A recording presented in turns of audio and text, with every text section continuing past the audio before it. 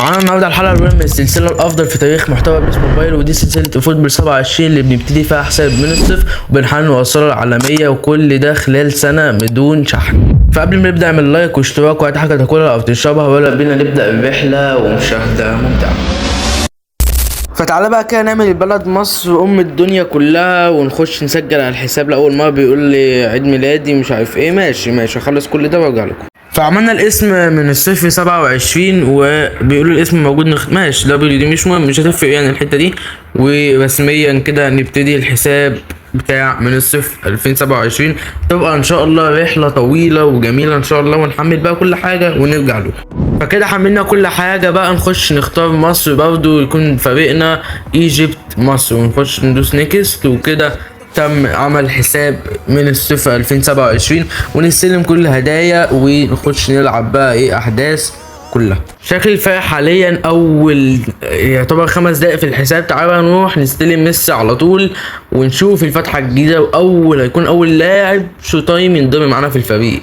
فميسي ويلكم تو، ميسي ويلكم تو الفريق بقى اللي هما بيدوهم لنا ده. ايوه هو يلا. والفتحه كمان اللي باك ولا اكتب له شو تايم، وكده رسميا ينضم معانا اول لاعب شو تايم معانا في فريق من الصفر. وان شاء الله تتكرر الحلقه دي تاني ان شاء الله لو فتحنا ان شاء الله.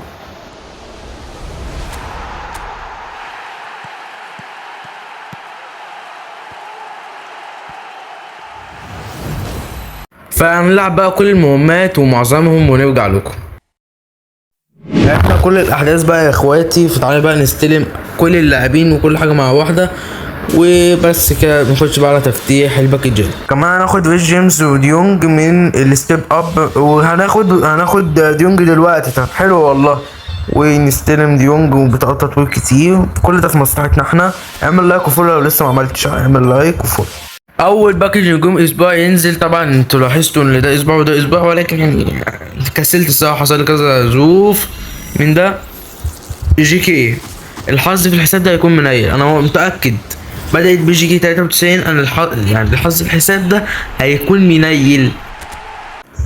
فتعالى نودي بقى معانا 100 كوين كمان هنوديها على باكج الدوري الانجليزي. يمكن يطلع لنا حد قوي زي مثلا الواد اسمه ده سيميون او سوبوزلاي او ماتيس كونيا. فان شاء الله يطلع لنا مثلا ماتيس كونيا كده. انا واضي لو طلع حد من الثلاثه دول هيكون واضي جدا. كمان جي كي ده جي كي كمان. كده 2 جي كي. اوقف واحد في حراسة المرمى والتاني مدافع سي بي يكون اسطوري. ويلكم تو رافينيا. وجبنا كونتي كمان، وابو مكة محمد صلاح الاسطوري طبعا فخر العرب. معانا هنا بقى عقد ترشيح 4 نجوم. هنجيب باللاعب ده، وبال5 نجوم اكيد هنجيب فينيسيوس جونيور لاعب ريال مدريد الاسطوري، وهيكون اضافه قويه قوي في بدايه الفريق كده. فتعالى نخش نجيبه على طول. فينيسيوس جونيور اعمل متابعه يا السلام، مش عامل لايك لسه برضه. اعمل كده ظبط الدنيا زي ما انا ظبط عليكم كده. فدي كل اللعيبه اللي احنا جبناها، اعتقد هتبقى اضافه قويه قوي للفريق. فتعالى نجيب الحارس بيوصل 99 ونعملها بقى اوتو.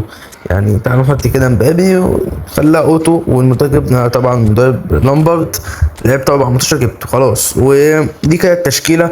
تخش بقى على الدكه اللي بره نحط اللعبه دي مكان اللعبه 66 دي. مش عارف ليه كونامي مش بتحطهم، بس ماشي ما علينا يعني.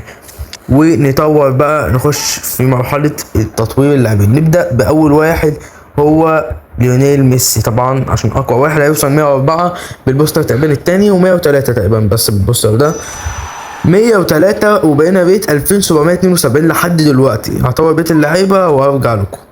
ودي كانت تشكيلة في نهاية حلقة من الصفر الأولى. متنسوش تعمل لايك ومتابعة وعشان تشوف الحلقات التانية. وبس كده بيس.